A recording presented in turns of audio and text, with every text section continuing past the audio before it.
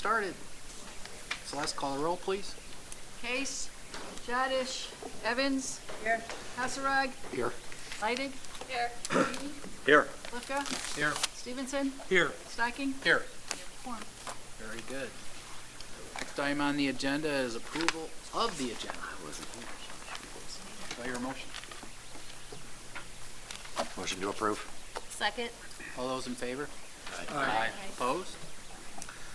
Okay, next up is approval of the minutes of the August 10th, 2017 meeting. Move to approve. Second. Moved and seconded. All in favor, say aye. Aye. Opposed?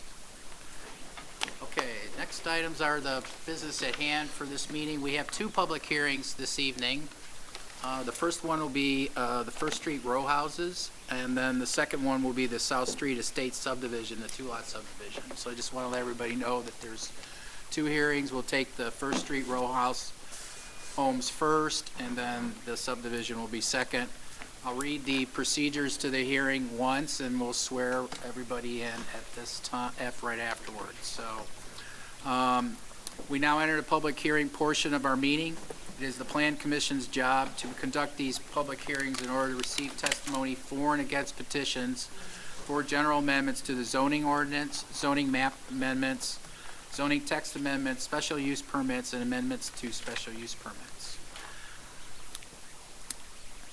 First, the Planning Commission, we will use the following procedure. First, the Plan Commission Secretary or designated representative will read and describe written items, reports, and plans into the record. Second, the petitioner will present testimony in favor of the petition and will present any supporting plans or exhibits. Third, the commission members will have an opportunity to question the petitioner. Fourth, the commission will then receive citizen testimony both for and against the petition. Questions about the proposal may be directed to petitioner or petitioner's witness, or questions about the Plan Commission's process itself may be directed to me. Following such testimony, the petitioner and the Plan Commission may ask questions of those who testified. Finally, the petitioner may provide a rebuttal to any testimony in opposition. When all the testimony is brought into record, the hearing will be closed and the Plan Commission will make recommendations to the City Council in the form of motions or motions. In order to give testimony, you must provide your name and address in the registration sheet that was out front when you walked in.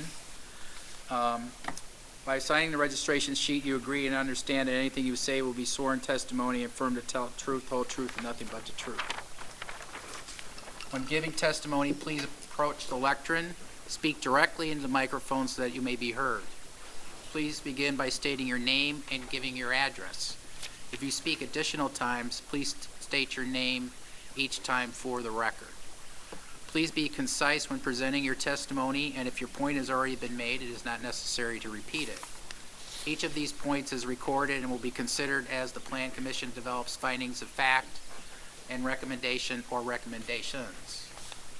You may provide your testimony in written form, but such written testimony may be must be presented to the Plan Commission Secretary or designated representative prior to the closure of this hearing.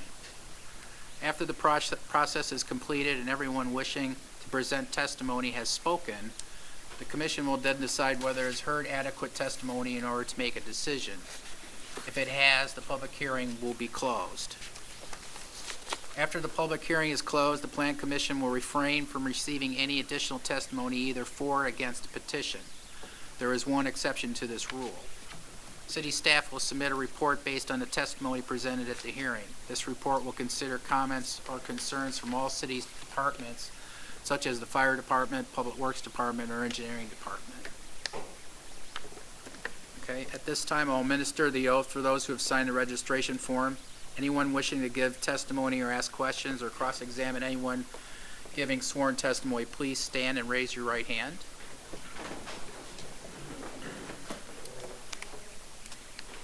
Do you swear or affirm that the testimony you're about to give is the truth, the whole truth, and nothing but the truth? I do. Thank you. You may be seated. Paul, you want to get us started with the record? All right. Here's the contents of our file. Is a map amendment and plan unit development application by Brian Hogan dated June 26, 2017. A project narrative prepared by the applicant dated August 3rd, 2017. Development schedule prepared by the applicant dated June 26, 2017. School district and park district contribution worksheet submitted by the applicant on July 12, 2017. Tree preservation and landscape plan prepared by Laughlin Design Group, revision date August 14, 2017. Architectural renderings, floor plans, and concept drawings prepared by Marshall Architects dated June 10th and June 26, 2017.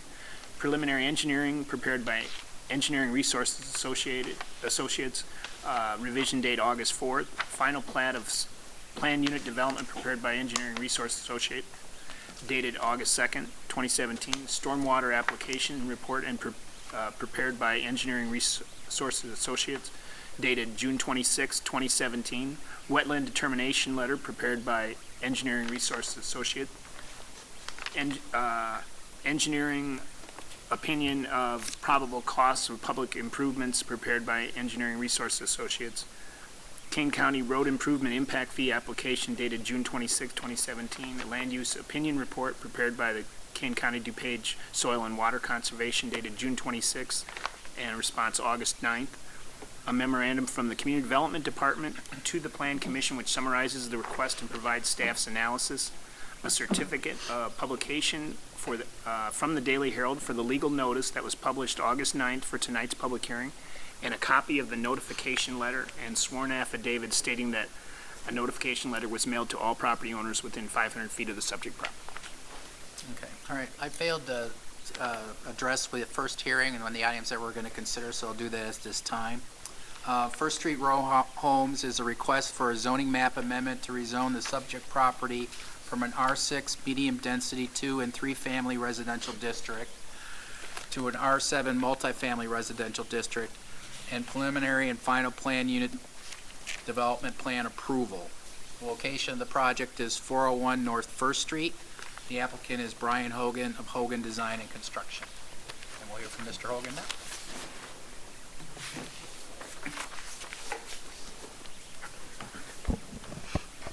Good evening, ladies and gentlemen. My name is John Green, President of Engineering Resource Associates.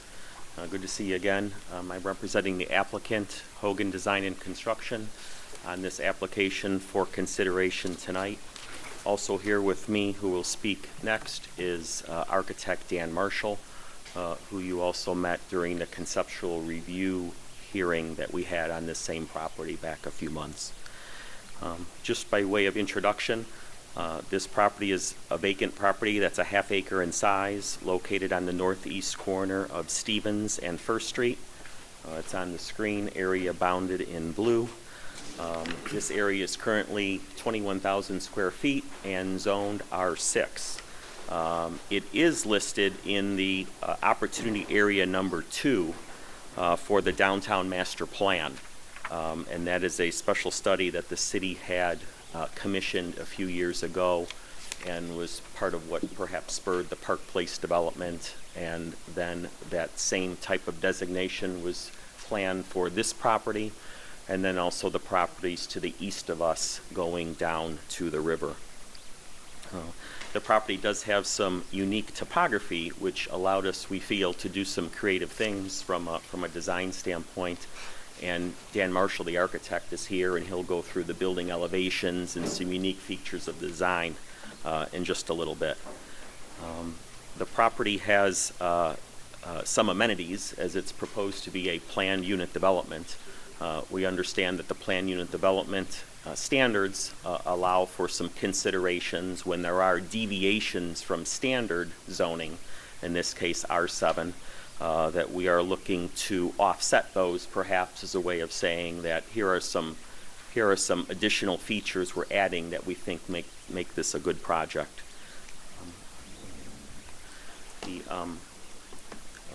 The R7 zoning is something that is consistent with what I believe is the city's draft zoning map that's being worked on by staff right now.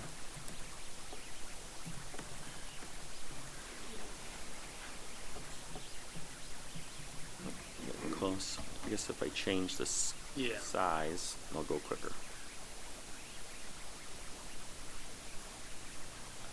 These are some of the elevations that the architect will get into in a moment. Oh, here we are.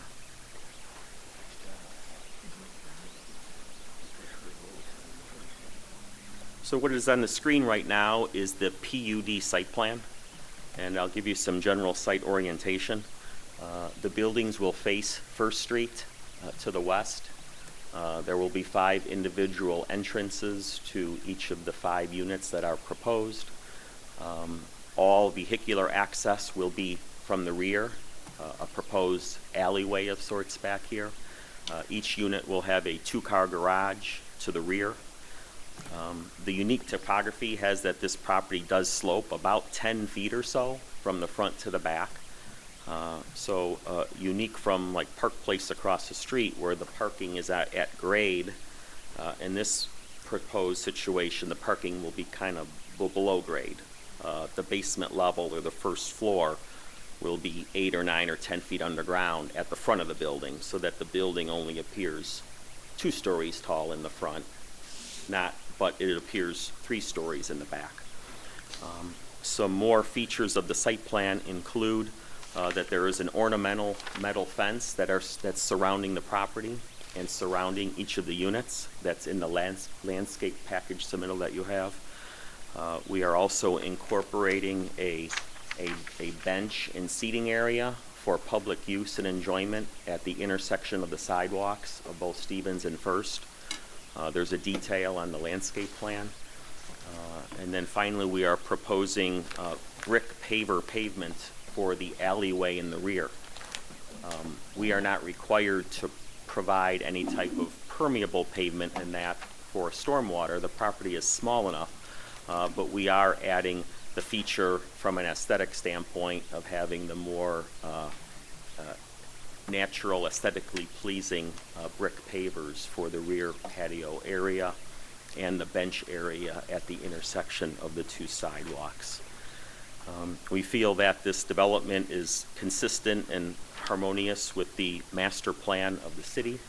This property is zoned for, in the master plan for increased multifamily density. I believe the current zoning allows for 3 attached units.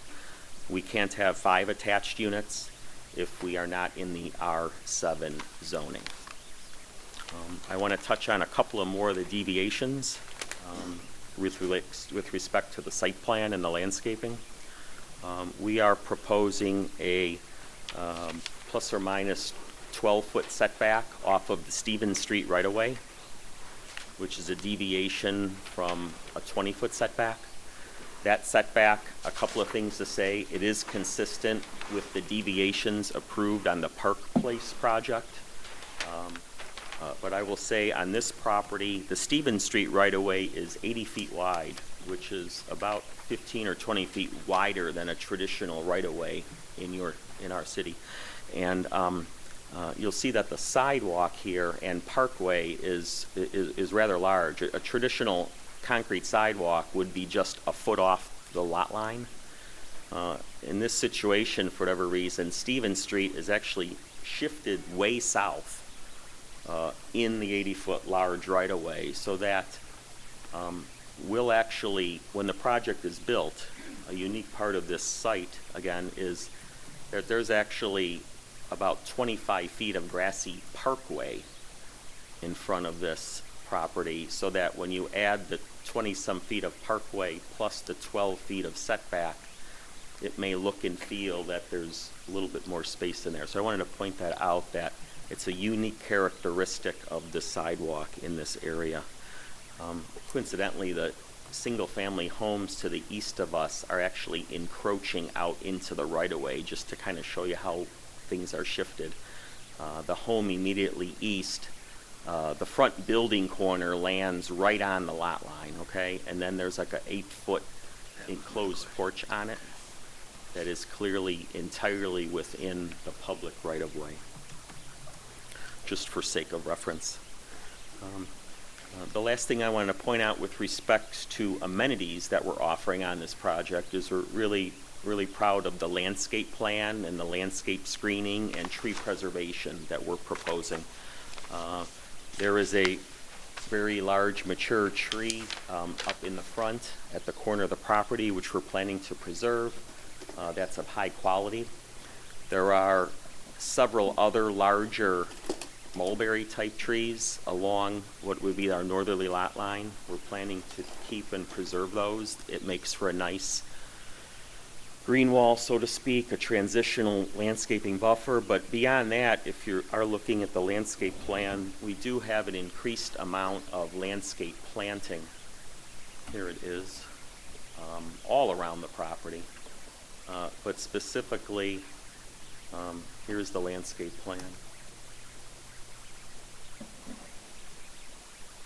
Specifically along the north lot line, you will see that there was an intentional purpose to create some screening there, of course, because there's a different zoning to the north of us.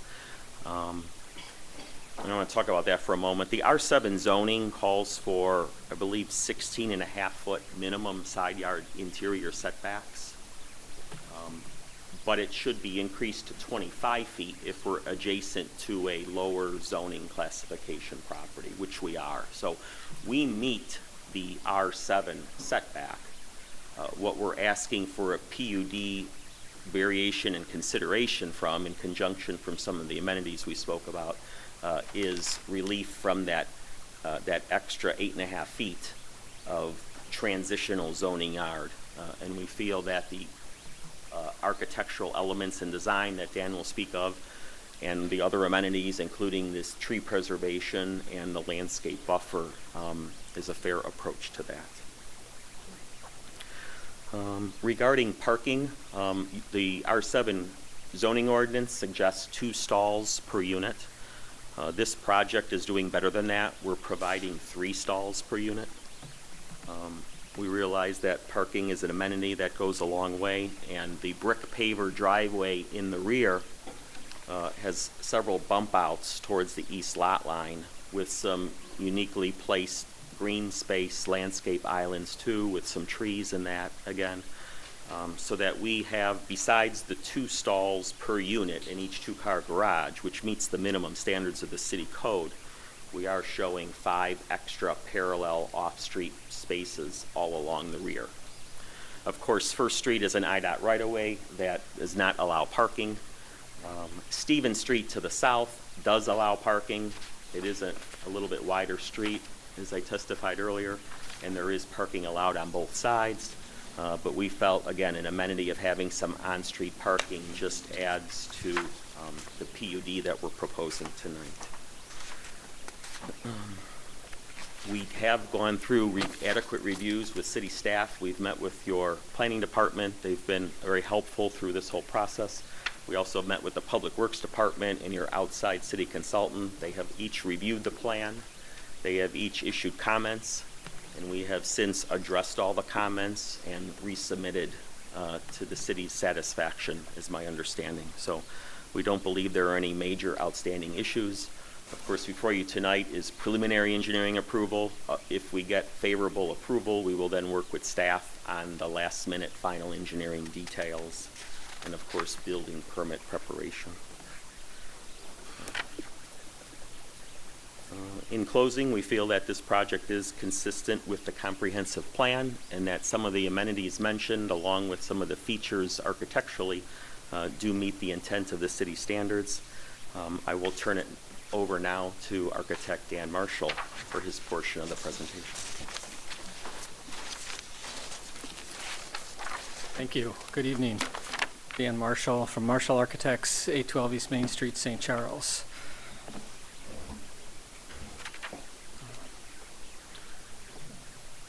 As you know, many of you know that we've been in the area for many years. My father started the business, and we continue doing many projects in the Fox Valley. This one I'm very proud of and feel like it's a really good fit for Geneva. Our goal in the design is to try to make a timeless building that's high quality, that fits well into Geneva as architecture style. It's colonial row homes was my inspiration for this. It's masonry all around. as you can see, even on the back. And the hill really gives us the unique opportunity to hide the garages in the back and underneath, which I think really makes the building, gives the building a vintage character and helps it blend in without looking like all garage from the front. The unique feature of this building is that we're proposing roof decks, and because there's not a backyard left when you park in the back like that, we do have balconies off the first floor, the main living floor, which would give the residents a place to come right off their family room area as well. To access the roof deck, we're proposing to have, instead of just a blank box, doghouse they're often called, we're proposing to have a greenhouse structure. And since we proposed this, I've been noticing these greenhouses on top of flat roofs much more frequently. I had not noticed this before, but even in downtown St. Charles, I noticed on 2nd Avenue there's one. And it's very charming to see it up there. It's a very light structure. You see through it. And part of our plans, as you can see in our roof deck plan here, is that in this area you can see how those greenhouses are set way back from the front and the sides, so that as you can see in the 3D view from here, you can hardly see them. Here it is poking over a little bit if you get pretty far away from it, but we tried to take an angle where you could get a peek of it, but if you were walking on the sidewalk you wouldn't even know they're there. So we're proposing the roof deck area to be in the back of the roof, so that they'd be looking perhaps over the river or just over the open area in the back there.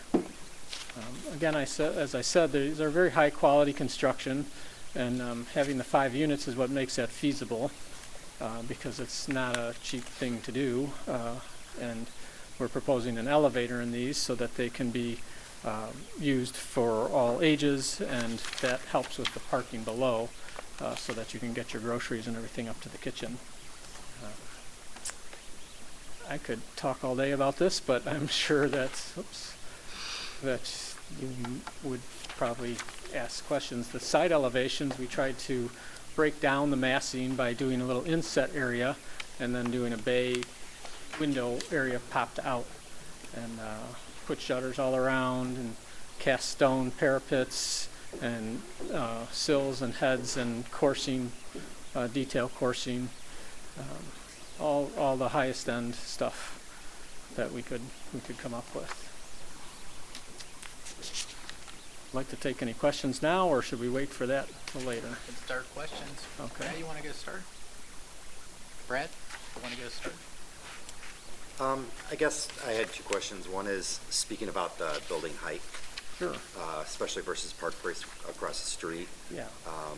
What is Park Place in relative to this? Is Well, this they're higher? 3 stories plus their roof, so I don't know their exact height, but I think it was like 38 feet, a few inches. so we're 10 feet lower than that to this area, to this parapet right here, which is, like I said, in the 3D version, that's mostly what you perceive as the height from here. That's 28 feet to that top course there. So when you're driving down 31, you'll feel like this is a 2-story building and that's a 3-story building across the street. The greenhouses add another 9.5 feet to that, so that puts that about comparable to them. But our greenhouses are back in the middle of the building, so it will appear much lower than theirs. And the elevators are optional, is that correct? I think we haven't discussed that. Yes, we'd probably build the shaft and have that be an option. Okay. Michael? Nothing right now. Okay. Ron? What's the price range going to be? I don't know that yet, but it's about 3,200 square feet, so I would say that they're going to be in the starting in the 700s. Okay.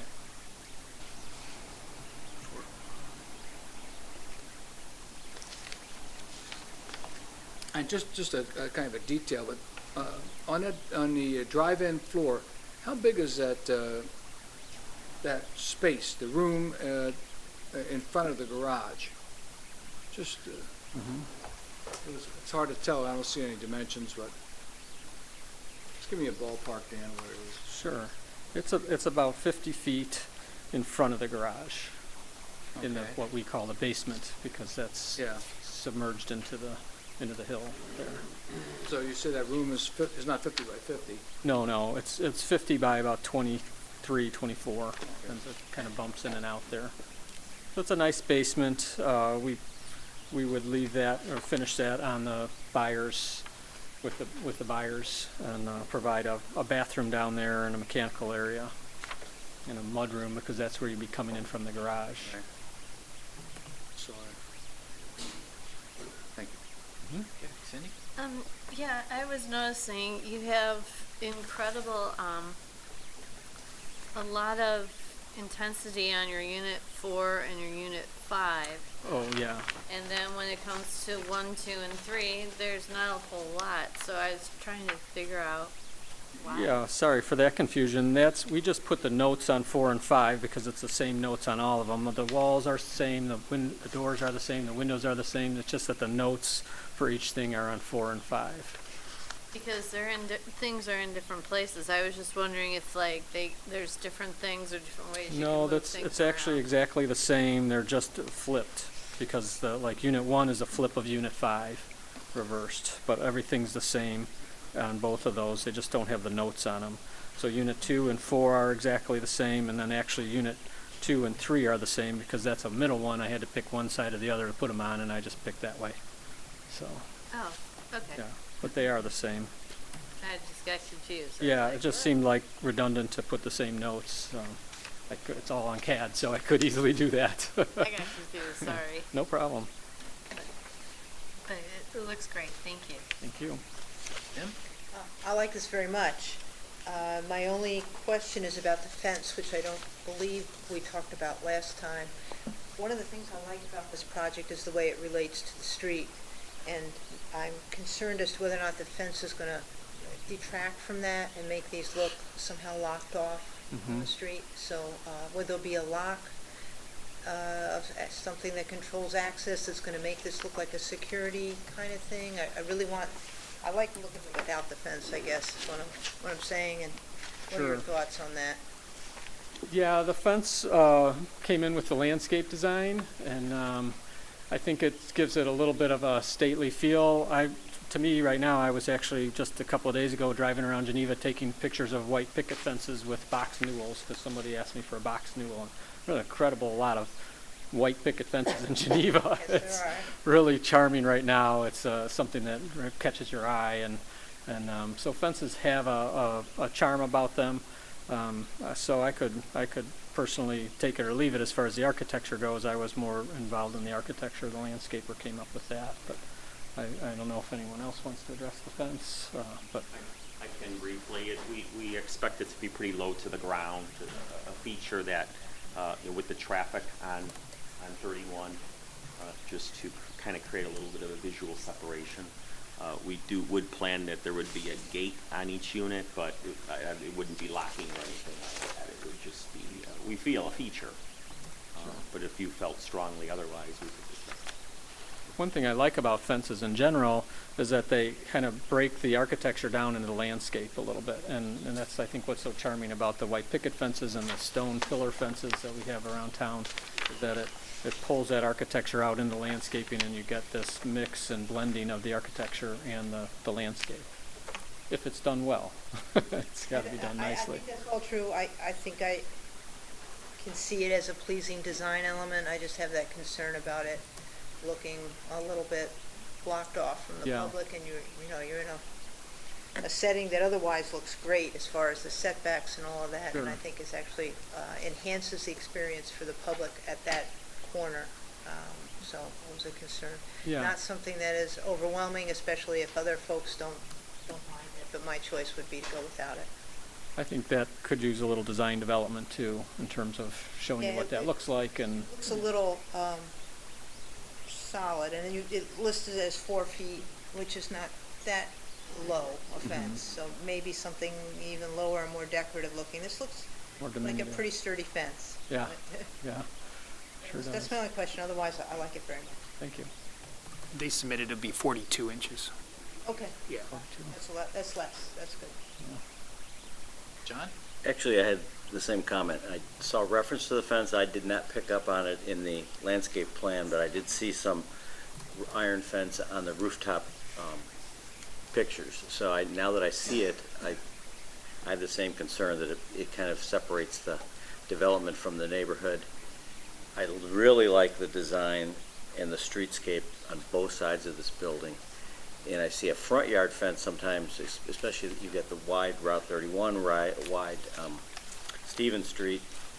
This type of fence could be a collector of, blowing paper bags and everything else. Yeah. Could end up detracting from the street appeal of this project, I think. But I think you've done such a good job on the landscape plans that I think a fence could detract from it. You could go to the corner where you're going to have your public seating area and do an accent fence that goes 10 or 12 feet each way, and it just kind of gives a hard corner, but it still then leaves a soft and welcoming, building frontage on both sides. It's just a comment there. I think you've done a great job, I think, addressing and listening to what you heard at the concept review. Do you happen to know exactly what you changed from then till now? I mean, this felt like you guys spent some time and thought on what you heard. I couldn't articulate myself. Yeah, exactly one what you thing that we changed. did was on the drawings of the rooftop before, I had drawn a lot of trees and pergolas and stuff, and it made it look a little cluttered, and I took that off, basically. And then developing the three-dimensional drawings, we were able to just tweak the designs and the proportions a little bit. So it wasn't anything that significant, though. Am I correct that we measure the height from the center going down the hill? It's the average grade around the building to the peak of the building, so that's why the maximum height is shown at like 47 feet. So 47 wouldn't be the maximum height from First Street? No, that would be from the rear. Right, okay. Yeah, that's at the back, I think, is the 47 feet, Okay. right One of here. the major changes since the concept review was that the building has been shifted south towards Stevens yeah. Street. Okay. The initial proposal showed that meeting the 20-foot setback, and then it was closer to the single-family home to the north. Okay. And I'm interested in hearing what comments there are from the public on the various variances. I think setting the pergolas back really helps me with as far as the height. I think and having these pictures that you've given us helps depict that they really are not dominant features of height on Right, top of the roof, right, the way you've got yeah. them designed. So, Yeah, and I didn't point out that we are showing a little bit of roofing here to kind of break this into multiple right. massing on the sides, so that doesn't look like one big wall. Feel like one big wall. Thank you. Mr. Chairman?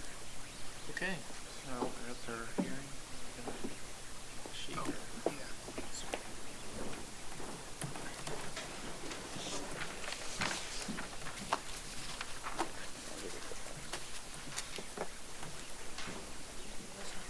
It's not included in the drawings, it is on the plan. I didn't see it.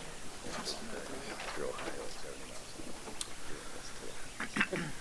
Okay, we'll start the hearing on, so, I believe it's Ms. Knox is first up. No? If you don't want, you can say pass if you don't. Pass, if you don't want to hear it. Denise? Pass. Norm Barrett?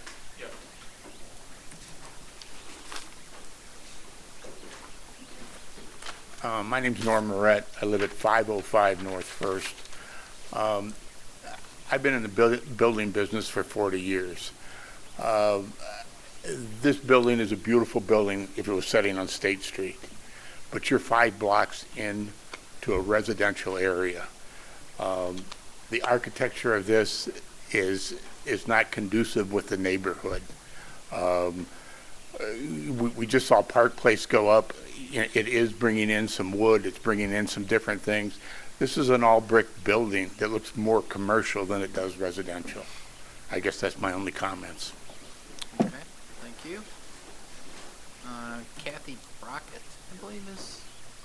Yes, for now. Okay. Daryl Woods.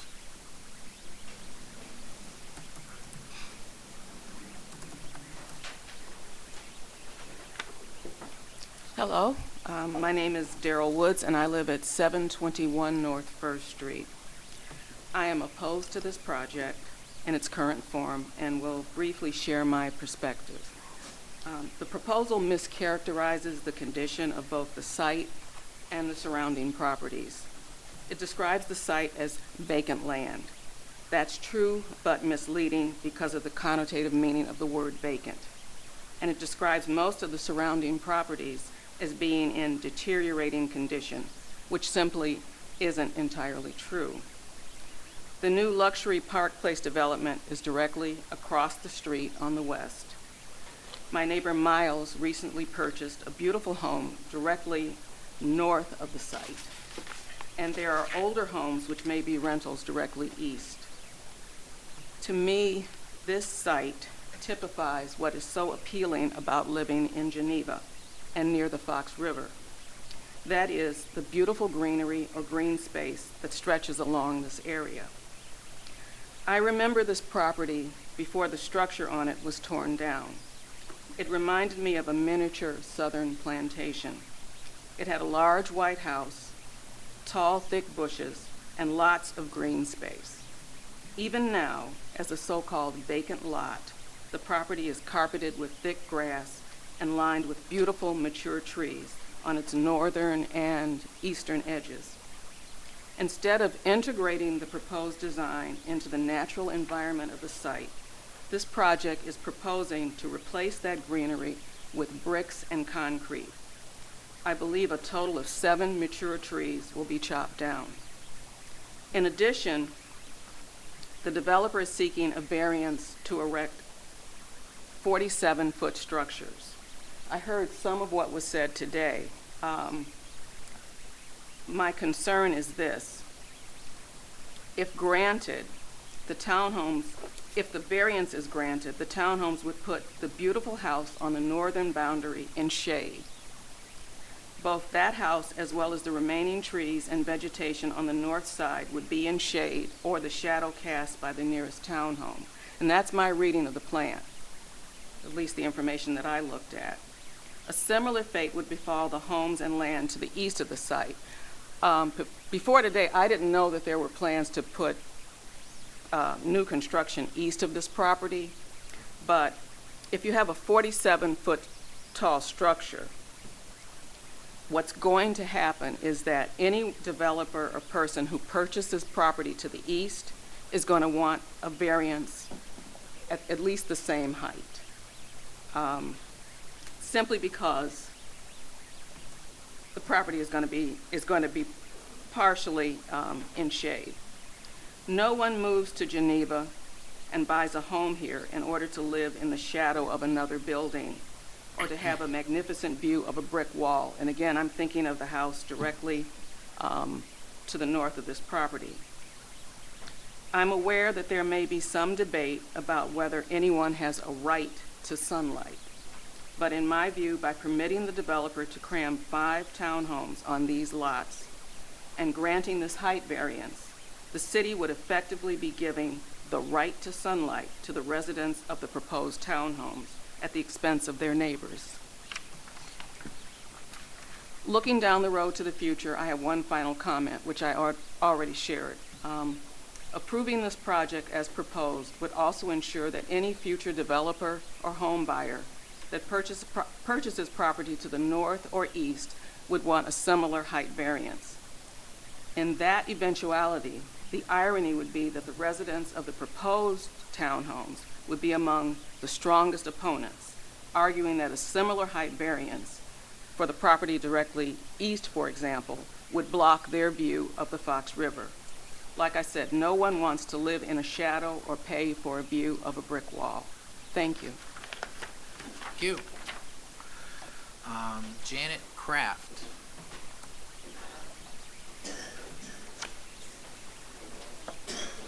No, not at this time?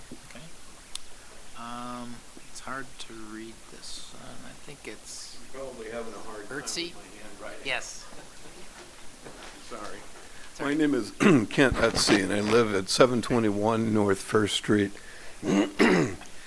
And I'm really kind of astonished that this is even being contemplated, and I absolutely don't support it. And frankly, that's kind of an aberration for me, because I'm usually very supportive of minor zoning variances, as my neighbors can attest. I mean, I remember when Joe Stanton needed some variations on his property, and he's right next door to me. And I sat down with Joe and I talked with them and I looked at what they were doing. I go, yeah, okay, that makes sense. That kind of fits with the tenor of the neighborhood, and that's okay. And so I backed him up. But this is nuts. I mean, quite frankly, this is nuts. And the first question is this consistent with the existing neighborhood? And I read a lot of stuff in here, like trying to justify that this is somehow consistent with the neighborhood. But first we got to talk about what is the neighborhood. And this is kind of a unique situation on North First Street. So what is the North First Street neighborhood? And essentially you've got two sides of the street. On the west side of the street, you've got a couple of buildings and you've got a park. Okay? Now, on the east side of the street, you've got a row of houses, single-family dwellings, that extend all the way to St. Charles. So if you want to talk about what is the neighborhood, it's the east side of North First Street. That is the neighborhood that we're talking about. So, when you're talking about putting up, a building of this magnitude in a neighborhood which is essentially single-family dwellings, you can't say that it's consistent with the neighborhood. It's completely inconsistent with the nature of that particular unique neighborhood. The second thing is this consistent with the comprehensive plan for the city of Geneva? Well, of course not. I mean, if you look at the comprehensive plan for the city of Geneva, it states very clearly that that parcel is supposed to be zoned R1. That's the goal. Now, I saw some verbiage in here, talking about, how, changing this particular parcel to R7 would kind of provide a transition between R6 and R1. But think about that. I mean, that's absolutely ridiculous. I mean, a transition would be going from R6 to maybe R5, to R1, but going from R6 to R7 to R1, I mean, it's just like how, I don't understand how anybody could even be thinking along those lines. And if you're going to be walking down the street and looking at the roof lines, you're going to be low, low, low, whoops, and then back down, low, low, low, low. It does not fit with the comprehensive plan. Now, the thing about a comprehensive plan is if you want to have a comprehensive plan, you have to follow it. You can't let it devolve into a crazy quilt zone map. Because if you do that, you don't have a comprehensive plan. It's a contradiction in terms. If you're going to have a comprehensive plan, it needs to be applied fairly to all, and it needs to be consistent. And this does not fit within that goal. I mean, it just doesn't fit. Now, the other thing that I have a real issue with is, I saw a lot of discussion in here, and I saw the description of this as being a row home. Now, that's a really nice way to spin it, but what we're actually talking about here is a 47-foot tall condo building with a party roof on top. And yeah, I know we're talking about greenhouses and all that other kind of stuff, but you got to think about how people are going to actually use that rooftop. That's going to be a magnet for entertainment. So just think about the impact on the neighbors. You got a 47-foot wall, and then you got a party roof on top of it. In a residential neighborhood? I mean, like, what? It just doesn't make sense. But the more serious issues here is, I saw in here a very short note saying, it will have no impact on adjacent property values. And I mean, this is something that the city has to seriously consider because there's legal ramifications here. I mean, will this diminish the values of adjacent properties? And the answer to that is, of course it will. I mean, this is common sense. The price of a single-family home next to an apartment building or condo is always going to be less than a similar house in a neighborhood of single-family homes. It's common sense, and it's going to be substantially less. And I mean, this is not my particular ox that's being gored, but we're talking about a financial risk for the city here, because you're talking about subjecting the adjacent property owners to a 47-foot tall building, okay, dwarfing their homes, blocking their sunlight, and putting a party roof over their heads. Now, it's inconceivable that anybody could say that that's not going to affect their property values. It just doesn't fly. It just doesn't wash. And the next question is, will the city get sued if you do this? And the legal history is, and I'm going to quote this, a zoning change that substantially diminishes an owner's property value constitutes a compensatable regulatory taking. Okay, regulatory taking. In English, that means that if this gets built, you will get sued. And you'll probably end up having to compensate the owners of the adjacent properties for their loss. And if you think about it, that's entirely justified. If what we're talking about here is taking part of the value that's held by one person or several people and transferring, part of that value to the owners of this new property. And you're doing it without their permission, and you're doing it without compensation. I mean, you should get sued. I mean, there's a name for that. It's called theft. It's theft of, I don't know if you want to call it quiet enjoyment, but it's theft of their property rights and their property values. So, that's kind of it. Now, I don't have any issue with somebody doing a development on this property. I mean, it'd be kind of nice if somebody would come in and put something in there that's consistent with what the neighborhood truly is and doesn't involve a taking. So, I mean, if the Hogans want to come in and do, some kind of a development in this property, well, more power to them. I mean, that's great. But they need to follow the same rules as everybody else in the neighborhood.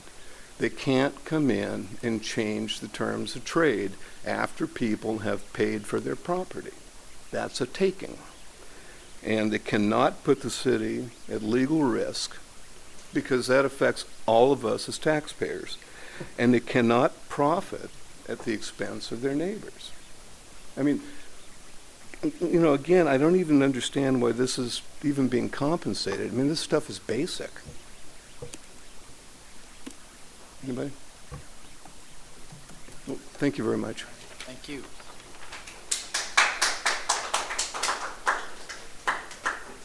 Maureen McHughley, I think it is. Pass. And then there's Steve as well. Okay. Tim Cops? Oh, okay. So we might be done. And then your wife, I believe, as well, Barb. This one. This one. Joan Hoxie? Joan Hoxie? You passing? Okay. Miles Muller, I believe. Yes. Hello, my name is Miles Muehlner. I am the property owner directly north at 417 North 1st Street. I'd like to say first and foremost that if I'm all for progress and development if it's done correctly on three things. Falls in line with what the community has as goals, doesn't affect the environment, and it doesn't hurt other people's property values. It's pretty simple right there. What they're proposing in this development, I strictly oppose on a few grounds.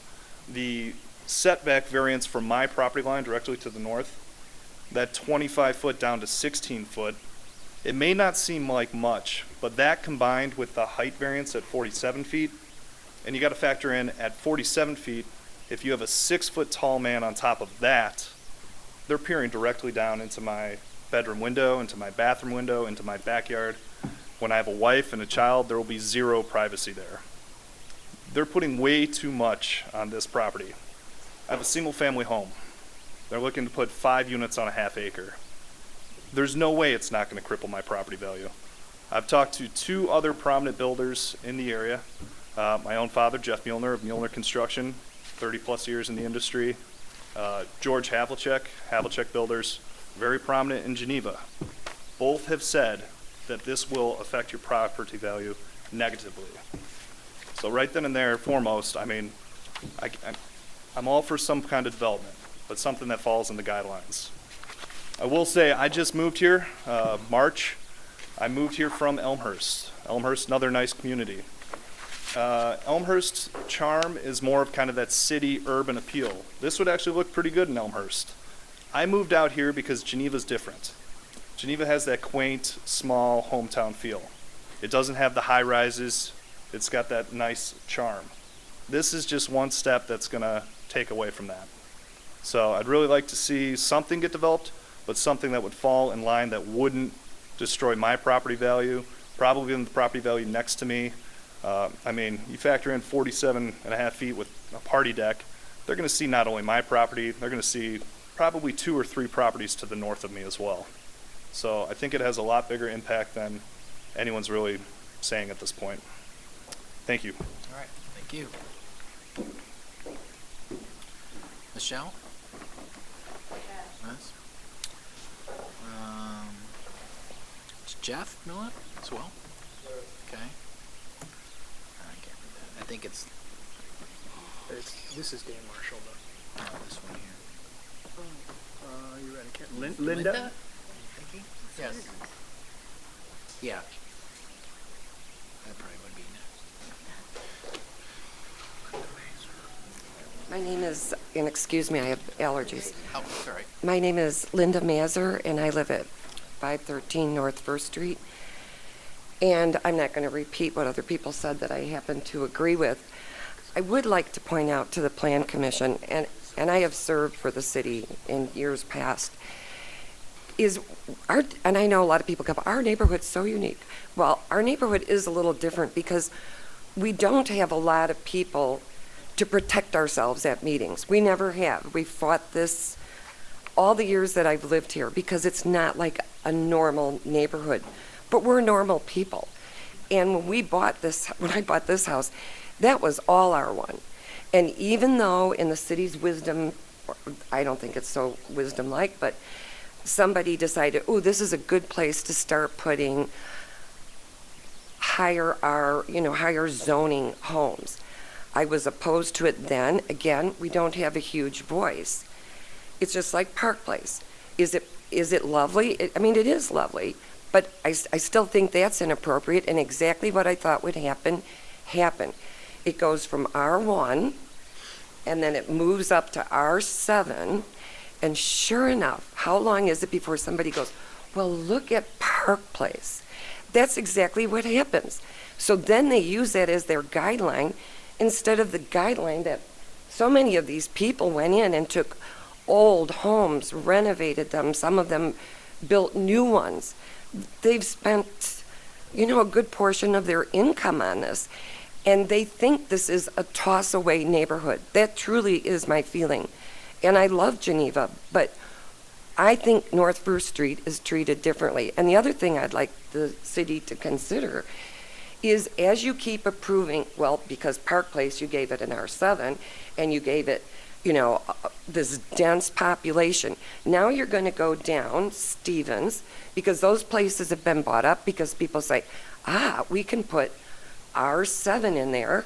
And so then they're going to go down North River Lane, all of that being rentals now. And as you do that, you're also increasing traffic.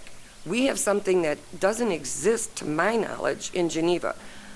On Illinois State Highway, we actually have a parking area in front, which is great if you live there and you have people that come to visit you.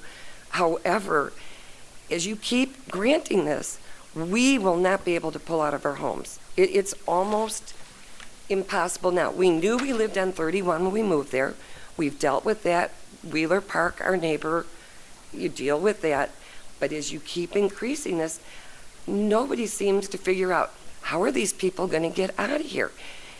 And I truly do think we're treated differently than the people that live on 31 south of the tracks, or even south of the tracks, south of Route 38. We are a neighborhood. We'd like to stay that way. I just find it inappropriate, and that if you pass this, then the next day comes up and he said, well, look at Park Place, look at this, and now you'll just keep going. I might as well put my house up for sale the best I could do, because I'm right where your planning kind of stops. So where North Avenue doesn't exist, but it's going to, I'd be much better off selling my property, which is an acre, to a developer and just chalk off my losses. Thank you for listening. All right, thank you.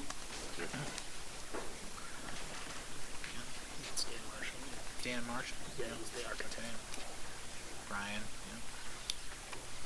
Brian, 501 or First Street?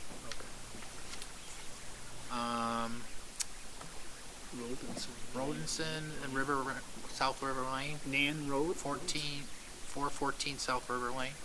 That's the next. Oh, for the next one? Okay. All right, so anybody else needs to speak that hasn't been on the list? Yeah, you'll get an opportunity in a second. I just want to make sure if anybody in the public. Anybody else would like to speak on this matter? All right, we'll hear from the applicant again. Thank you, John Green. Just to summarize, I guess in reverse order, some follow-up to some of the comments that were made. The staff report does regarding traffic. The staff report does summarize the summary and findings from the National Institute of Traffic Engineers, and a townhome type multifamily development, I think, generates the amount of traffic the equivalent of 2 single-family homes in terms of trips per day and things like that. When I wanted to point out the price point, some comment was made about detracted property values. We believe the price point, as testified earlier, would be in the 7s and going up from there with options and upgrades. I want to give some clarity on the height variance. From First Street, from the First Street elevation, see, there's the height code is applied differently in different parts of town. This is a part of town where the 47-foot height code, actually, you measure it from the back of the building. You actually have territories in town where you just consider the front elevations.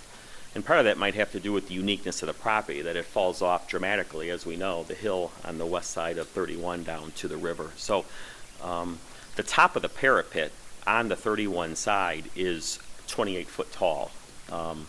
And that is well below a well-story below Park Place across the street. And that parapet is 42 inches tall. So the actual roof is down. So a comment was made about, the height of people perhaps on the outdoor patio. Well, if you were standing on the roof, you would be standing at a point just 23 feet off the ground, which would argue that's lower than the top of a traditional home with a hip or a gable roof. So just for point of clarification. One other point of clarification that really is not even brought into this whole formula is the property starts sloping off from 31, starting at the 31 curb. So our top of foundation elevation, which I think is elevation 705, is actually about 18 to 24 inches lower than the street. So again, the 28 is measured to the parapet from the foundation. But if you're driving in the street, the bottom course of brick is actually lower than the street. And to that point, we have a detailed drainage system with storm inlets in the front yards to actually get the water out of there, because when the snow melts or the snow's plowed to the front parkway, it drains into the site. We are managing it, collecting it, and piping it around. So I think it's important to point out that the height of the parapet is 28 feet. We've done amends with the greenhouse and the elevator shaft with being glass with amenable materials. And that 47-foot number is measured to the top or the peak, and you can see it in this elevation, from the garage floor elevation, which is around the backside. So one of the unique features, what helps this property, what helps it blend into the setting of the neighbor across the street, is actually perhaps a detriment when you actually calculate the numbers in the back. But it was important to point that out from a feeling of bulk. Some of the structures that I think that were mentioned in the staff report that are dilapidated, perhaps those comments were pointed towards the properties to the east of us, which I think they're all rental properties at this point. And I will point out that the Housel-Levine master plan that your commission reviewed some years ago does call for similar or higher density for the properties a little bit east of us. But of course, there is perhaps even still different heights, but the property does continue to fall dramatically. So I think part of that Housel-Levine master plan did take into consideration of tucking parking levels and parking decks down below. Comment was made and affectionately referred to the noise on the roof. We don't believe from our studies that the open roof will be any more noisy than someone's patio in their backyard. Frankly, patios are places to hold patio furniture, and that we have no evidence to think that the term party deck was used. I believe it's the consideration that although there is a modest balcony that's seen in the elevation off the kitchen, perhaps for a lounge chair or grill, there will be a patio on the roof, and that's what we expect it to be. I talked about density. Again, we need the R7 zoning to support what is actually proposed by the Housel-Levine master plan for this area. Dan might comment on the all brick elements, or perhaps I can. He did call out, even in this elevation, some of the features to break up the monotony of the side of the building. Of course, there were some good positive comments on the uniqueness of the architecture. There are some features that are even color-coded on the screen here that just show us breaking up the massing, and there was some intention on that, and we will continue to refine that. And that's it for now. We'll be available for any questions. Thanks. All right, thank you very much. Tim? Could one of you address the question on shade? To what extent will this building put adjacent properties in significant shade? There are a half a dozen trees that we're preserving along the north property line, and we are lower than those trees. So I believe the shade that exists on the property to the north today is shaded more from the trees that are there than our building. Maybe I was misunderstood when I said shade. Buildings cast shadows, and that's what I was talking about. And I think that the point of reference is not Park Place. Ma'am, we can't get you on the record unless you come up to the microphone and just announce your name too. My name is Daryl Woods. I probably wasn't clear when I said shade. Buildings, structures cast shadows. And so this structure will cast a shadow. And when I looked at the map that you have,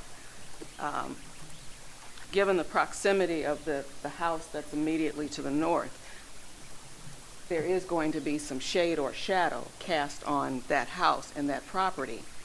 And if you want to have a discussion about the impact of the height variance, the point of reference should not be Park Place, which is across the street. It should be Miles's home, which is directly north. because that is at the same elevation as this property. And your house, you also have sloping. Yes. We all do. Correct. And so that 47 feet is a real height for you because you're at the same elevation. And you're going to be in shadow all the time. Not at the 10 o'clock. One follow-up comment. I'm sorry, excuse me. One follow-up comment is that the building in the front along First Street, we're meeting the zoning setbacks. So we're set back 20-some feet, and that the height of the building along First Street, even with the parapet wall, is 28 feet. And we are 16 and a half feet off the north lot line. And the building height at 28 feet is probably shorter than the average peak of the roof on a two-story home. Because we're a flat roof design, we have 2 stories, a 42-inch parapet, and that's it. And we're set back 16 and a half feet. So I don't suspect that there will be any additional shadowing. Where is, well, you're still there. Where is Miles's house along the side of that building there? Is he up by the 28-foot front, or is he in the back by the 47 and his is like 28 feet high? How does It's it on the relate? location map. Oh, here it is. Which is that his house right there? Right here. Is that your house, sir? Yes, it Right is. there. Okay, so more towards So it's more towards the front. So he wouldn't have the 40, Yeah, so this distance here, the north sideline, is 16 and a half feet. And like just- about 20. just by scaling, this is probably about 20 feet or so. So the distance from this wall of the house to our building is about 36 feet. But the building is just 28 foot tall right here. Can I point some stuff out too on my house? Come up and address your name and then. Yeah, it's Miles Muehlner, 417 North First Street. On the back of the house there, so yeah, you're pointing to the actual house there, but on the back, that's, yeah, right there. That's my patio. You can use That's, your mouse if you want. oh, okay.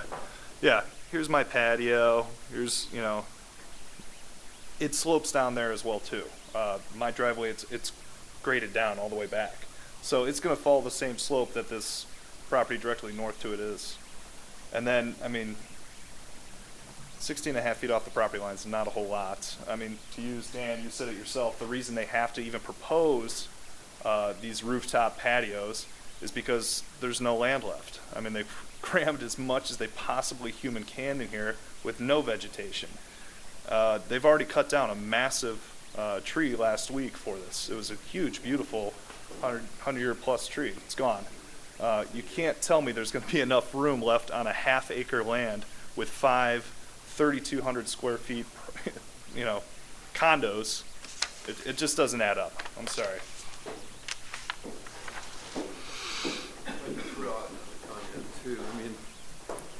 Kent Utsey, 721 North First. Your name again, please? Oh, sure. Kent Utsey, 721 North First. I guess my fundamental question is, why can't we all just play by the rules? Why do we even have to contemplate a zoning variance here? Why can't Hogan build, a property there that fits with the comprehensive plan for the city of Geneva? Why are we even having this discussion? This is not something that is a positive for the neighborhood, as I've explained it. It's certainly something that's not a positive to the neighbors that are directly adjacent. So, I'm not saying that, I'm anti-development or that we shouldn't put something on that piece of land, but why not put something on there that fits with the neighborhood and is not going to take value from the adjacent properties? This is not rocket science. They don't have to put, a 5-unit row house here. They want to put a 5-unit row house there because it's probably more profitable for them. But this is not just a profit equation. This is our home. This is our neighborhood. You know, we don't need to be making concessions to people just in order for them to maximize profit. So, I mean, I really hope that you think seriously about this. I mean, this is an important deal. And once again, you know, you are putting the city at risk. You know, this is a suable event. Anyway, thank you. Thank you. Yes, ma'am. Perhaps staff can address how this request to upzone this property will impact the neighborhood. And your conclusions were that it would not be detrimental. Can you address that? Well, I think to answer the first question of why does the city have to even consider this is every property owner has a right to petition the city to change their zoning or to propose a development, whether or not it is consistent with the city's adopted comprehensive plan. And this is the process to vet that out and for the city to decide if they want to take action to approve or deny that request. To the second point is this development is largely consistent with the city's adopted comprehensive plan. The downtown master plan was adopted in 2012 and then amended in 2013, and it shows even a conceptual rendering of development on this property as rear load townhomes. That concept showed 4 units where this proposal has 5, but I think that land use question, the city's adopted planning policy is for an attached single-family product on this site. And I guess to that end is where in our draft analysis to the commission we concluded that it's consistent with the comprehensive plan, it's consistent with the Park Place development across the street. There's the single-family home to the north, but on the other side of that there's another attached single-family duplex, and there's also other duplexes as you go south on First Street as well. Also, the zoning on that property is R6 already, so as David said, they could put 4 units on that site with it, and so they're asking for R7. I'm sorry, the R6 would allow for a maximum of 3. 3, yeah. With 2. Yes, sir.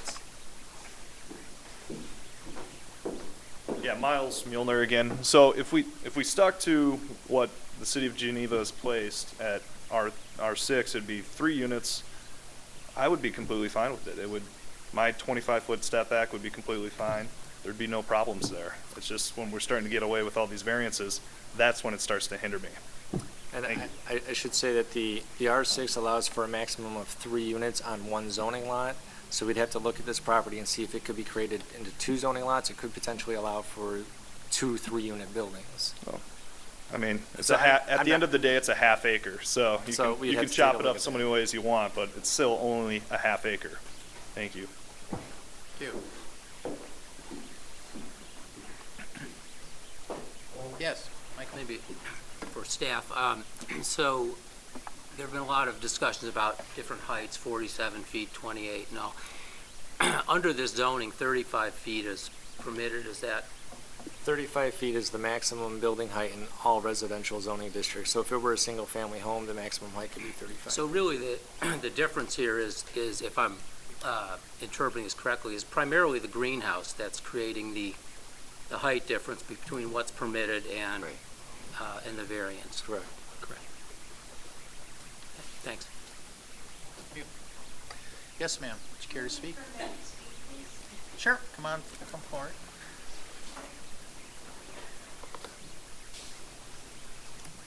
I'm Kathy Brockett. I live at 459 North First Street. And if you were to measure my house, it'd probably be pretty close to 28 feet. But it is set back farther from the street. And when you think of 16 feet between this structure and Miles's house, I mean, just picture that. That is not a lot of space. So if it's already zoned for 3 units, and I understand your point that there's really 2 lots, but it could be an amazing development of 3 units on the half-acre lot. And I think the neighborhood would support that. It's just that it's encroaching tremendously on the house immediately to the north. And I have to be honest, I'm a little bit concerned with the gentleman's point about what comes next. What happens to those houses to the east? You know, what's going to go there? So, you know, this precedent thing, it's kind of a domino effect. So, I think the 3 units would be a great compromise. Thank you. All right, thank you.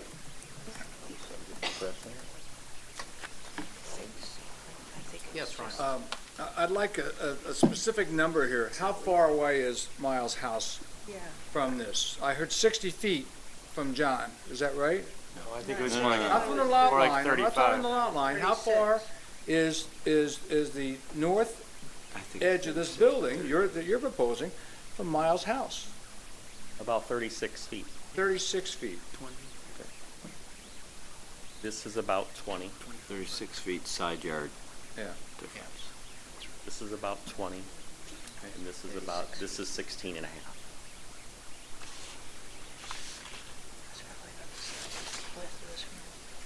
Thank you, John. And there's tree preservation planned along that area. The mature trees we're saving are, I'll list these are the trunk diameters at chest height: 27 inches, 17 inches, 16 inches, 22 inches. We're keeping all those. And those all currently exceed the height of our building. And then we're adding considerable landscaping as depicted in the Laughlin landscape plan.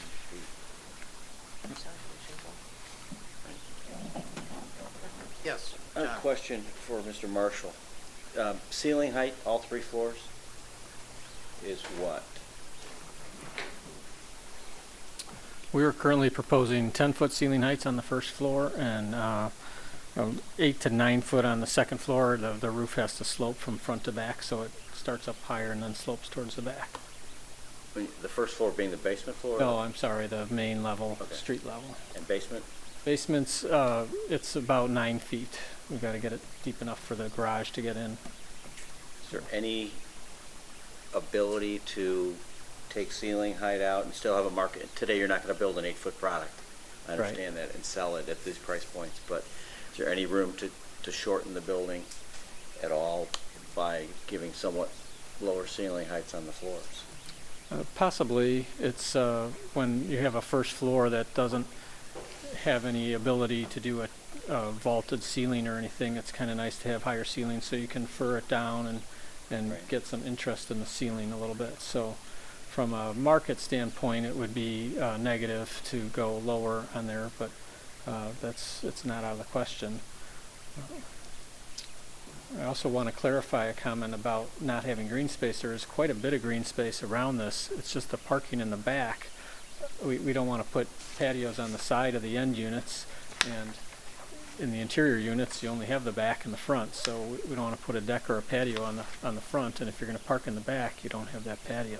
So the roof deck is more about having parking below the buildings, which I think is quite a benefit, instead of a bunch of driveways coming out onto First Street. Can anything be done on the north edge of the building to lower that respective wall height?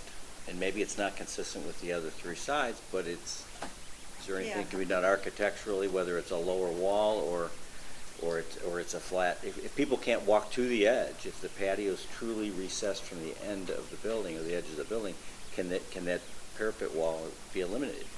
I actually do have the patio to the edge of the building on the back part of the building, so you could do a fence, but then I thought that the solid wall would be a little more private and you wouldn't see chairs and stuff up there. So I thought that would be a benefit, actually, to have a parapet wall there rather than a fence. Does the patio need to go to the building edge? Or On the I mean, north obviously you're side. going to lose square footage of the patio. Yeah. Some marketability there, but if the effort is to try to work with neighbors to limit some of the shading effect, is there anything that can be considered there?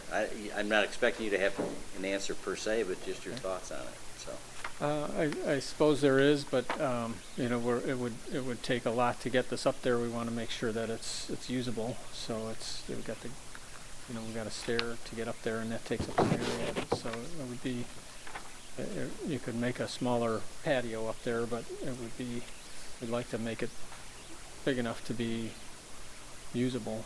And I really don't think that taking it down a foot or something is going to make or break the situation. That is the concern. But I understand what you're saying. Right. When I look at this, I think that we talk about 47 feet being the height of the roof houses, the greenhouses, yeah. but to me, that's not really the issue. It's the issue of The parapet wall. yeah, because those are set back, I think, appropriately. Right, yeah. It's what someone and what the activity on the roof and the height of an average person, 6 feet or whatever, as they're walking around on top of the roof deck, which is 2 feet below the top of the parapet, right? Yeah, yeah. Yeah, you could hold the patio back and put a fence or a railing on that to keep you from getting to the edge if Right. the concern is to look over the edge. Right, no, sounds like a worthwhile suggestion. Just looking at the drawings you have here, it looks like that patio would still certainly have plenty of usable space. They look pretty generous to bring it back just a couple of feet and eliminate the wall side, perhaps put up a fence instead. Is the intention that an owner would be able to walk all over their roof or some of this non-walkable surface? We were just proposing paving from the greenhouse to the east, but I would think that we would put a gate in that railing so you could get out there and clean the leaves off and keep it nice. And, it's a nice roof that has a lot of sun on it, Right, so it would be. Well, I like the idea of having them up there. I don't think that party things are a problem. I think less so than a patio at ground level would be. But I think that the sound will not carry as much, and the price range that you have these at, and it's not one big open space. Folks that are going to buy these, I don't think are going to be real loud. And actually, as far as getting a ton of people up there, it's going to be a lot harder than get off your first floor like a patio. So it's not quite as convenient as that. And I've been looking around at these and noticing that they're not as heavily used as the backyard would be. But I'd still love one. I wonder if anybody in the audience has modifications to this building that they might want to ask about, or, it's nice if we can use this time to actually work together as a group to come up with something that is acceptable to everybody. Any comments on particular aspects of the building other than don't build it, or? Can you turn your mic on? Here I am again. Ken, that's C 721 North First. Yeah, frankly, I had said repeatedly that I don't object to somebody building on that piece of property. But I think what ought to happen is it ought to be within the currently existing zoning, which would suggest a 4-unit place, and it should not be as tall as it is, because, we're talking about 28 feet in the front, and, going on back, and then it's 47 feet. But the thing is, it's only 27 feet if you happen to be living on the sidewalk. If you're in your backyard or if you're in the back of your house, it's 47 feet. So, yeah, I would say go to a 4-unit, don't violate the setbacks, don't violate the height restrictions, and, I think that you're good.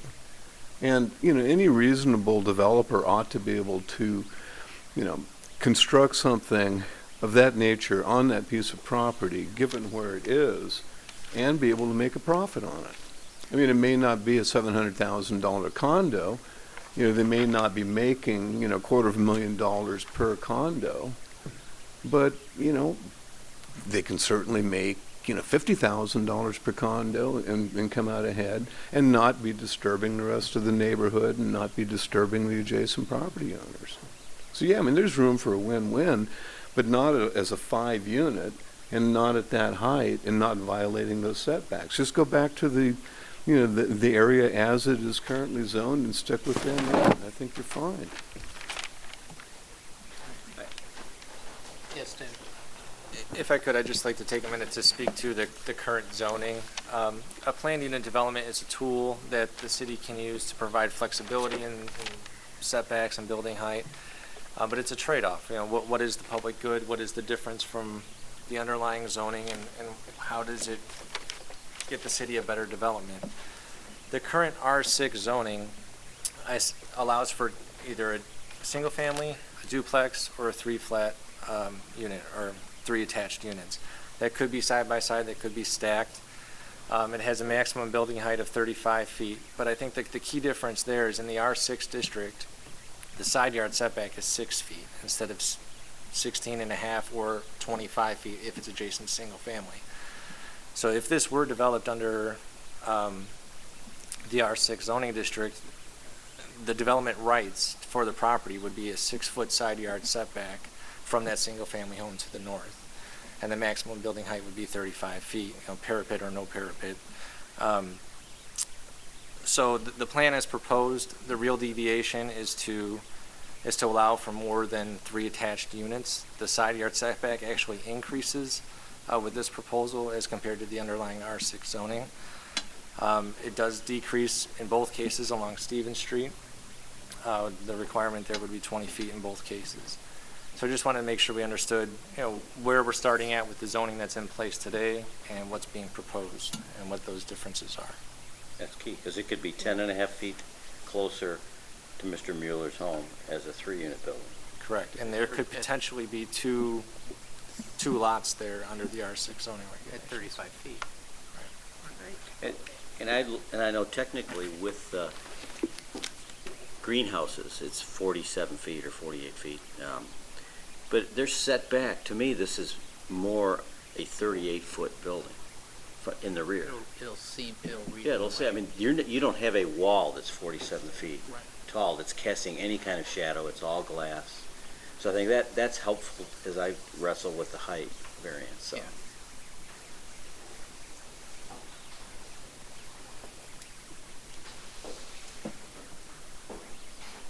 Yes, sir. Yeah, guys. Miles Milner, final comment.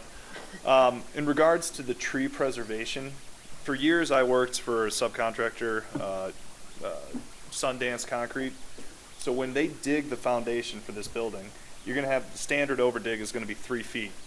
Tree roots are as big as the canopy of the trees themselves. So the trees along that property line they're talking about, sure, they may be alive the time this building's done, but they won't be alive much longer. And the last thing I'd like to say, for all of you that are making this decision, if it was your house right next door to it, would you still be so eager to, pass this thing along? That's all I have to say. Thank you.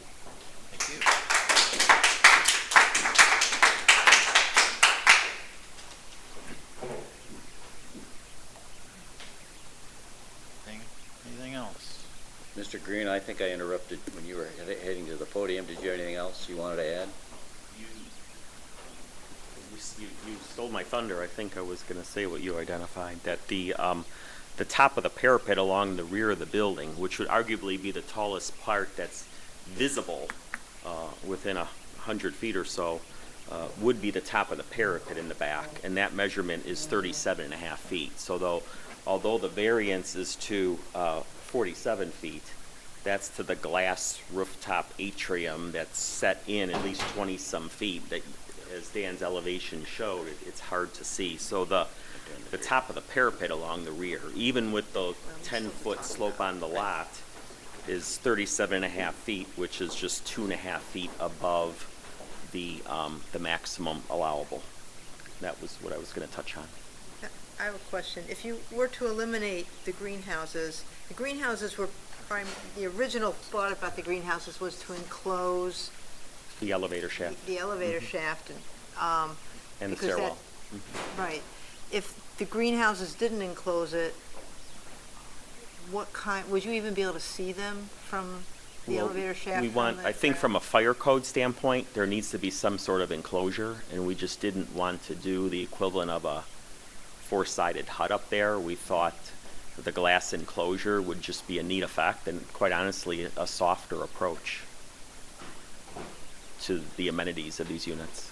And there's no palatable way to give access to a roof deck without some structure, right? I mean, unless you Right. had a walk-up, an open stairway or Per the something. city's fire code, there is a need to have a party wall to the neighbor Right. Have to be and the covered. party wall, so Yeah. there, It'd have to be covered. it would have to be covered and Right. enclosed.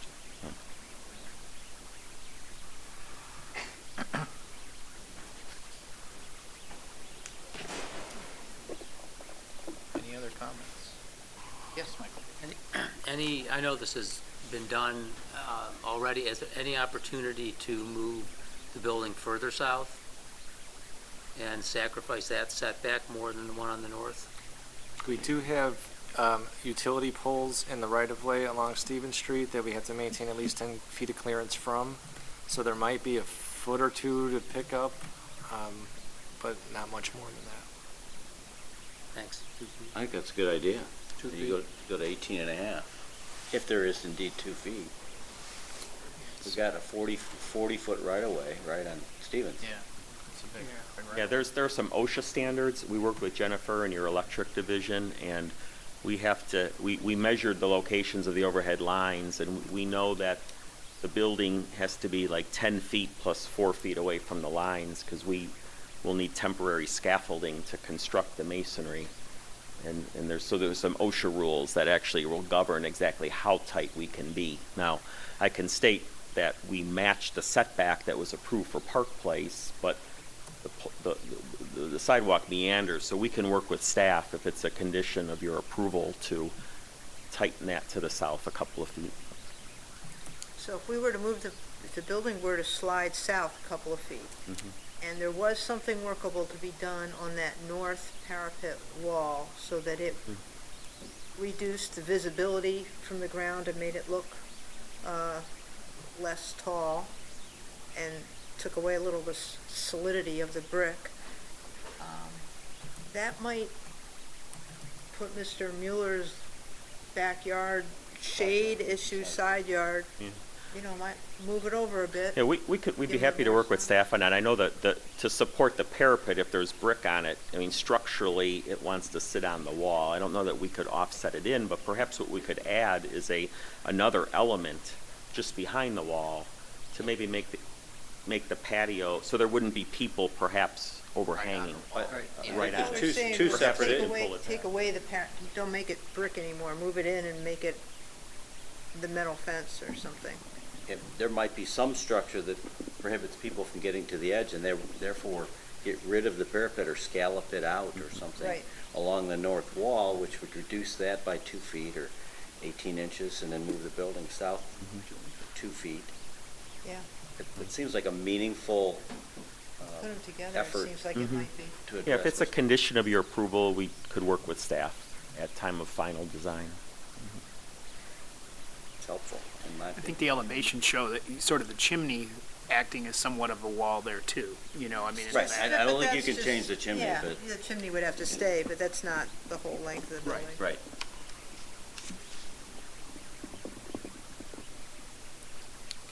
Thank you. Anything else?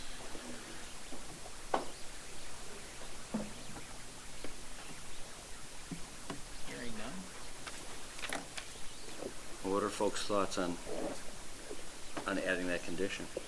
I like the idea of I like the compromise conditions that were mentioned. trying to move it as far south as possible, not violating the OSHA or setback rules, and the north face having some sort of scallop or alteration or elimination of the Reduction in the parapet, setback. reduction in the height as much as possible Yeah. on that side.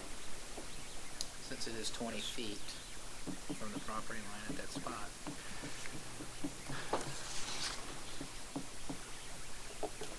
Anybody else have any thoughts?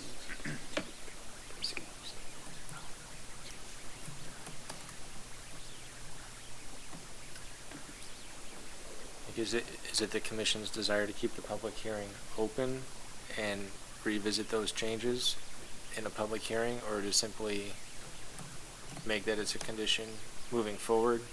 I mean, how certain are we that we can move the building 18 inches to 2 feet? I know there were concerns moving it closer than 10 feet from that property line. So with the OSHA rules factored in, I don't know how much flexibility we really have there. And the OSHA is just a temporary during construction rule, right? Right.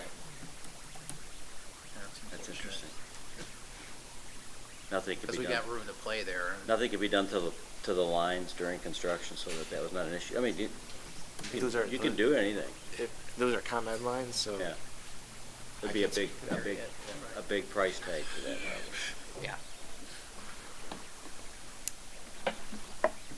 So if we were to close the public hearing with those conditions and it would turn out that you could not move the building to the south, then we're really, where are we? Kind of here. Yeah. And then we, Yeah, right? See what happens and what you come back with. I don't think we can, yeah, it seems to me we need to have some resolution of that question. Yeah. While you're speaking, I'm looking at my drawings. I can pull it on the screen. I can testify that we do have a couple of feet there. In fact, I don't have a measuring tool on this PDF, but the overhead transmission lines are right where my cursor is with the line OH. Oh. And this, by nature of scale, if this is a 10-foot easement and this is a 12-foot setback, this is another 12. And so we have about perhaps 24 feet there to the lines. And so perhaps we can move it 3 feet even or so. I don't want to commit to an exact number, but there's at least 2-3 feet there. If that's a fair Could do it compromise. at least 2 feet, say at least 2 feet. Well, we could take a look at that and try to maximize that north setback as much as we can. Again, the question I would have for the commission, is that something you would want to see back again before making a recommendation? Yes. Yeah, I also want to Yes. see what the building looks like on the north. All right. We should leave I think we should leave the hearing open and reconvene when we have some more information. I think that's a good thought. I'm comfortable with that. Okay, I guess I would look to your team on how much time you think you would need to make those adjustments. When is, I just heard the applicant is contract purchaser, and there's some conditional deadlines to meet too on that. I guess what would the next meet, do you guys meet? The next you meet meeting next would week? be September 14th. We do have some items on the docket for that evening. The one after that would be the 28th in September. Well, we could have these documents tomorrow. My point is, I don't know that we could, in the process, I'd like to appeal that if we could make this conditional, that we work with David and his team, just from a nature of time, because we have to move on to city council, the city council hearings. Would you consider approving this conditionally with the faith and honor that we would work with staff to make these adjustments? Is there any mechanism that we can see be distributed, the final drawings, or? Oh, absolutely, yeah. And then we can comment back to you, this seems okay to me, or? The We need to comment, close the public hearing, and if we're at that point, right? we would need to close the public hearing this evening. The recommendation would go to the city council with, if it's for approval with those conditions, we will work to address those conditions before we get to the committee of the whole meeting. We can make those documents available to you, but to take comment from the commission after that, outside of an open meeting, would be inappropriate. Right. But David and his staff would enforce it and perhaps wouldn't allow us to be on the committee of the whole agenda without those revisions addressed. That's what So we always if we aim for. deferred it 2 weeks, we're taking it from the committee of the whole, are we missing a month?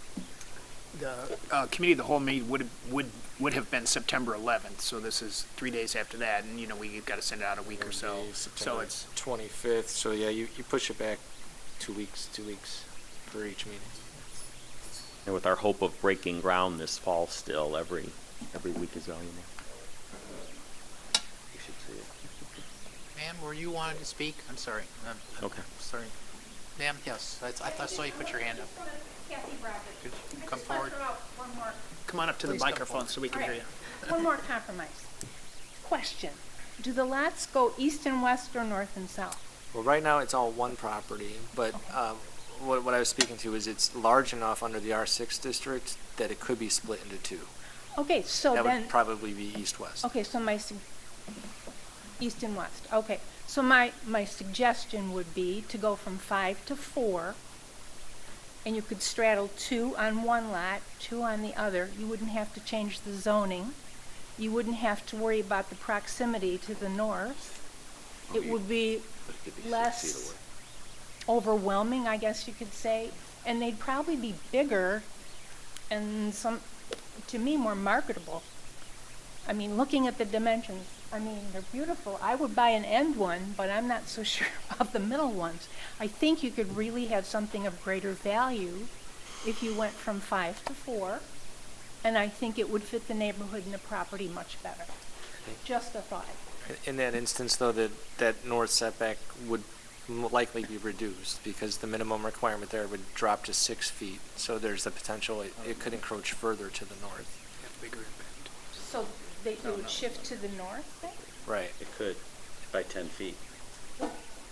Couldn't you center it, the 4 in the middle? Couldn't force them to. Under the existing zoning, they could do that under current code as zoned. And we wouldn't see it. Wouldn't see We it. wouldn't even see We it. wouldn't see it. Okay. Therefore, you wouldn't see it. Thank you. You can see it when Yes, sir. it's light. Yeah, Miles Mueller. Before anything's just conditionally approved, I think it's only fair to the public in the neighborhood to have the proposed agenda set forth. I mean, what would protect us if they didn't, stick to what they're promising us? So I don't want to just see something conditionally approved. I would be happy to come back in 2 weeks and reevaluate everything they're proposing. I think it's only fair to the neighborhood. Thank you. Thank you. Can we get this on in 2 weeks? I mean, we can squeeze it on the agenda. It'll be a busy evening. Some of the other items are, I don't think as complex. Any public hearing? We had the bylaws on the agenda. We had a potential concept review and then a site plan review. Okay. 3 things. So leave the public hearing open, come back. So we are affecting them by 2 weeks, but this is the right way to do it, I think. Yeah, I'd be more comfortable to see what actually comes from it. I agree. I agree. So we would need a motion to continue this to the September 14th Plan Commission meeting. Mr. Chairman, I'd like to make a motion to continue this public hearing to the September 14th Plan Commission meeting. Moved A second. and seconded. Celeste, call the roll, please. Evans? Aye. Kasserag? Aye. Leidig? Aye. Mead? Aye. Slivka? Aye. Stevenson? Aye. Stocking? Aye. All right, so we'll see you on September 14th. All right, thank you. Thanks for everyone's comments tonight. Thank you. Thank you.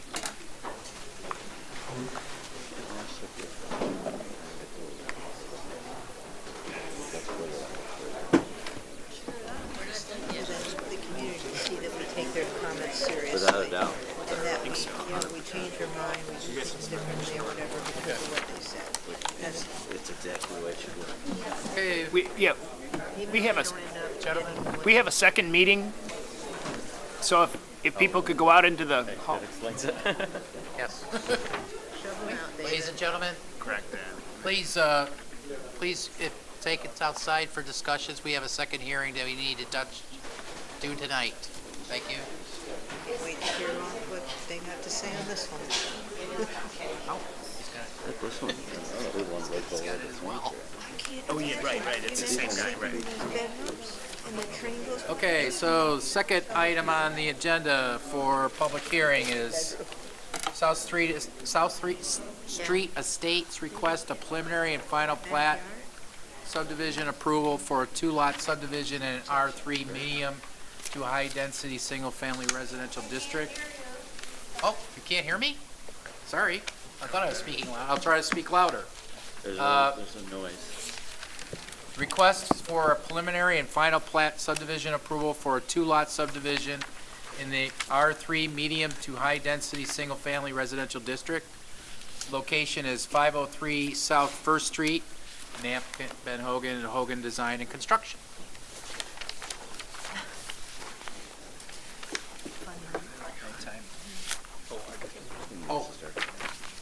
file.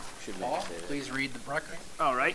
This is what's for the contents of the Plan Commission file. Preliminary and final plat of subdivision application and project description filed by Brian Hogan, dated June 26, 2017. Project narrative and proposed construction schedule prepared by applicant dated August 7, 2017. Land and cash fee worksheet submitted by the applicant on July 12, 2017. Preliminary final plat of subdivision prepared by Engineering Resource Associates, revision date August 7, 2017. Tree preservation plan and landscape plan prepared by Laughlin Design Group, revision date August 7, 2017. Final engineering plans prepared by Engineering Resource Associates, revision date August 11, 2017.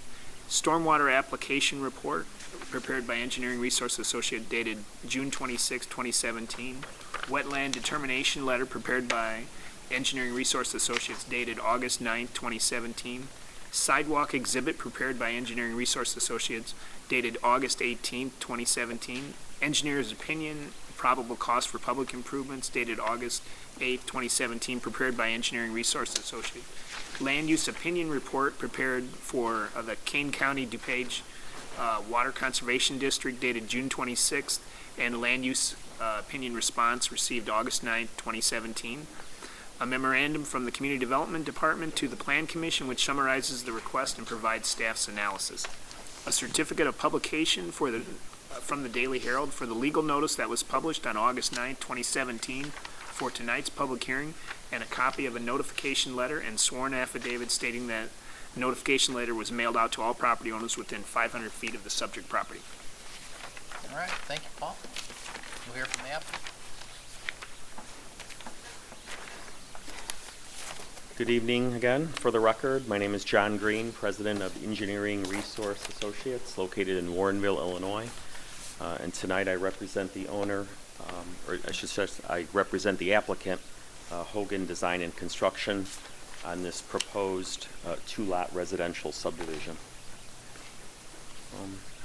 This one's a little bit more straightforward than the first agenda item before you. The property is located east of the single-family home commonly known as 503 South 1st Street. It is the back portion of a property that was split via a tax deed division by the previous property owner. And the property boundary consists of 1.07 acres, and it is zoned R3 in the city of Geneva zoning district. The R3 minimum lot standards consist of 8,400 square feet minimum lot size with 60 feet of minimum frontage. The proposed two lots in this project far exceed those minimum standards. Lot 1 is 71 feet wide and over 18,000 square feet, and Lot 2 is 257 feet wide and over 28,000 square feet. A unique feature of the existing improvements is that the South Street right-of-way does extend all the way east into the Fox River. Where it bends, you may know, as the origination point of the asphalt bike path that's under joint jurisdiction of the Geneva Park District and the Geneva Forest Preserve.